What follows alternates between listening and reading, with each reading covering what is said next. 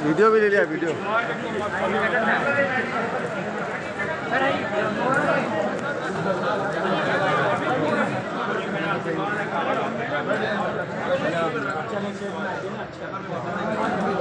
हाँ अफसर भाई इधर आइए, इधर आइए।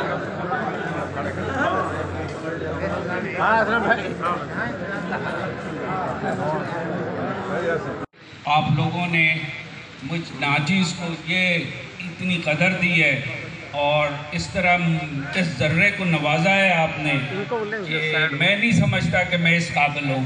बहरहाल अल्लाह ने इज़्ज़त दी है, आप लोगों ने इज़्ज़त दी है, तो मैं अल्लाह का शुक्र अदा करता हूँ। और साथ ये भी मैं बताना चाहता हूँ कि मैं बिल्कुल इस काबिल नहीं हूँ और बिल्कुल बहरहाल ये आपकी मेहरबानी है, ज़रा नवाजी है।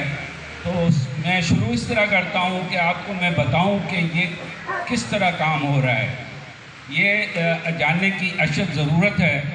इसमें अगर कोई रोल है तो थोड़ा बहुत होगा। बेसिकली मेरा भी इतना कोई बड़ा रोल नहीं है कि मैं इसको अपने नाम करूँ ना, इसको अभी अपने नाम लोग कर रहे हैं। कुछ लोग कुछ सियासी पार्टियां भी कर रही हैं, कुछ तंजीमें भी कर रही हैं, मगर ये एक्चुअली किसी को ये इसका क्रेडिट किसी को नहीं जाता सिवाय हमारी फ़ौज को। और फ़ौज के लिए और फ़ौज में भी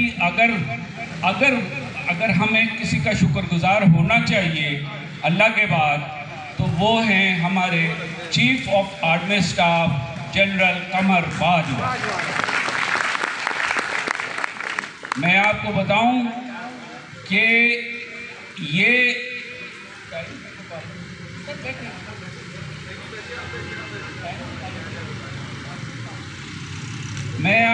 बताऊं कि सबसे पहले ये चीज़ उठी कैसे। ये हालात ज़ार तो हमारे इस पाकिस्तान भाइयों की और ख़ास तौर पर हमारे मुजाहिदीन की, इस पाकिस्तान सिविल आर्म फोर्सेस की लोगों की रूदात किसी तरह फ़ौज में हमारे चीफ़ को पहुंची। और चीफ़ जानते हैं, चीफ़ सब चीज़ जानते हैं। चीफ़ को जो हमारे फ़ौजी भाई हैं जो यहाँ पर EPCF के हमारे दोस्त हैं, साथी हैं, हमारे बुज़ुर्ग हैं, बाद में से मेरे भी बुज़ुर्ग होंगे, तो उनको इस बात का बताया गया कि इस तरह ये है और ये फीलिंग्स हैं। तो जनरल बाजवा को ब्रीफिंग दी गई और उनको बताया गया कि इनका क्या हाल ज़ार है। देखिए इसके दो आस्पेक्ट्स हैं। एक तो हमारे एक है EPCF का जो अभी हमने इसको अभी टैकल किया, मैंने हमारी फ़ौज ने टैकल किया, और एक है उन जो पाकिस्तानी स्टैंडर्ड है। बारिश भी हो रही है इसलिए मैं शॉर्ट कर दूंगा। आपने कहा कि तुम अनमोल थे, अनमोल हो और अनमोल रहोगे। तुम्हारी कुर्बानियां कभी फरामोश नहीं की जा सकती। नारे तकबीर! नारे तकबीर! जज़ाकल्लाह, आपने मुझे मौका दिया आपसे बात करने का, मैं आपका शुक्रगुज़ार हूँ। जैसा कि आपको मालूम है कि आज का फंक्शन जो ये east Pakistan civil arm forces के सिपाहियों, मतलब उनके हर रैंक्स के लिए किया गया, जिनको अभी GHQ से नवाजा गया है। और इस सिलसिले में फ़ौज की काफ़ी खिदमात हैं और फ़ौज ने ये सिलसिला शुरू किया हुआ, और हमें खुशी है क्योंकि मैं भी उसी बरादरी का हूँ, मैं भी बिहारी बरादरी का हूँ। मैं सांताहार में रहा हूँ। जो लोग सांताहार को जानते हैं उनको पता है कि सांताहार जैसी जगह में भी क्या कुछ नहीं हुआ है, और इस तरह की चीज़ें जो है उसका मौका ये नहीं है।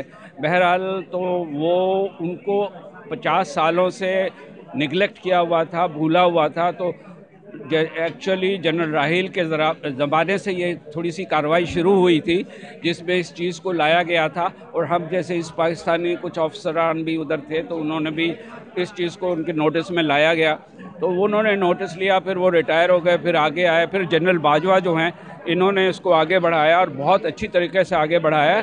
और माशाल्लाह अभी रिज़ल्ट आपके सामने है। अभी इनको हमने GHQ ने नवाजा है, कुछ दिया है। ये इनकी वो तो नहीं है जो हम इनको पेश कर सकते हैं, या कौम पेश कर सकती है, या पाकिस्तान पेश कर सकता है, या पाक फौज पेश कर। ये तो एक हम अदना सा एक एक्नॉलेजमेंट है उनकी कुर्बानियों का, उनकी जो जज्बात हैं। आज भी वो देखें किस तरह नारे लगाते हैं, वो पाकिस्तान जिंदाबाद ही करते हैं चाहे किसी भी हालात में हो। तो ये हमने एक नजराना मतलब GHQ ने पेश किया है उनके लिए। ये उनकी खिदमात का मुआवजा नहीं है, बिल्कुल नहीं है, ना हो सकता है, ना कोई दे सकता है। हाँ, पेंशन वगैरह की प्रॉब्लम्स हैं, वो भी पता है, प्रोविंशियल गवर्नमेंट और इसका मसला होता है थोड़ा सा, वो भी हल कर रहे हैं। बहुत सारी चीज़ें पाइपलाइन में हैं और ये आहिस्ता आहिस्ता इंशाल्लाह जो हम करेंगे। इसको GHQ कर रहा है, आर्मी कर रही है। और अगर कोई रह गया हुआ है, किसी की रजिस्ट्रेशन नहीं हुई है, तो अभी भी मौका है, वो फॉर्म लें और फॉर्म ले करके अपॉइंट हुए लोग मुख्तलिफ इलाक़ों में। और इस तरह मुस्तकीम साहब है फैसलाबाद में, वो भी बहुत ज़्यादा इसके साथ इन्वॉल्व हैं, तो उनसे भी रब्ता किया जा सकता है और इंशाल्लाह आप उनके मसाइल हल होंगे। बातें तो बहुत है, बहुत सारी तफसीलात हैं जो मैं आंखों देखे का हाल बता सकता हूँ। हीरोज़ ऑफ 1971, और इस वक्त मैं 71 साल पर खड़ा हूँ। 31 को मेरा 71 साल हो जाएगा। तो मैं छोटे से वक्त से देख रहा हूँ जो मुल्क के साथ दो लगते जिगर होने का जो वजह बना, मेन अहम के मुक्ति बाहिनी यानी बेंगुलिस मुजीबुर रहमान, इनकी प्लानिंग बहुत ख़राब थी। इनके 6 निकात जो थे जो बहुत ख़तरनाक थे। जनरल टिक्का साहब, जनरल यहिया साहब ने भुट्टो साहब को इंटरकॉन्टिनेंटल होटल में टेबल टॉक के लिए बुलाया और शेख मुजीबुर रहमान को बुलाया, दोनों को, कि आपस में मिलकर आप लोग you are table talk to decided for any problem. तो शेख मुजीब ने कहा कि मेरे 6 निकात हैं, उस पर जो है अगर अमल जब तक नहीं होगा मैं इस चीज़ को नहीं मानता। भुट्टो साहब ने कहा कि आपके 6 निकात जो है वो बहुत ख़तरनाक है। 2 निकात important, must be important for 2 निकात। एक पाकिस्तान का झंडा अलग हो, दूसरा पाकिस्तान का करेंसी। भुट्टो साहब ने कहा कि नहीं, ये एक्सेप्ट नहीं करता हूँ मैं, ये 2 चीज़ तो मुल्क को टुकड़ा कर देगा और मुल्क को बंटवारा कर देगा, तो मैं इस चीज़ को नहीं मानता। तो फिर यहिया साहब ने कहा कि भाई ठीक है भुट्टो साहब, इसको डिसाइड चेंज करो, ख़त्म करो। और उसके बाद फिर मार्शल लग गया। जनरल टिक्का साहब आके टेक ओवर किया मशरक़ी पाकिस्तान को। टेक ओवर करने के बाद उन्होंने कहा कि I want to only for ground nothing man. मैं नॉट बंगाली को मैं नहीं चाहता हूँ, बस सिर्फ और सिर्फ मुझे ग्राउंड चाहिए। I want to only for ground. तो टिक्का साहब ने जब ये देखा सिलसिला और ऑपरेशन शुरू हो गया 70 मार्च में बंगाल के अंदर ऑपरेशन शुरू हो गया। और शुरू होने के बाद जब देखा बहुत हालात ख़राब हो गए, चूँकि पाक आर्मी यहाँ से गई थी, उन्हें वहाँ का वाकिफ़ नहीं थे।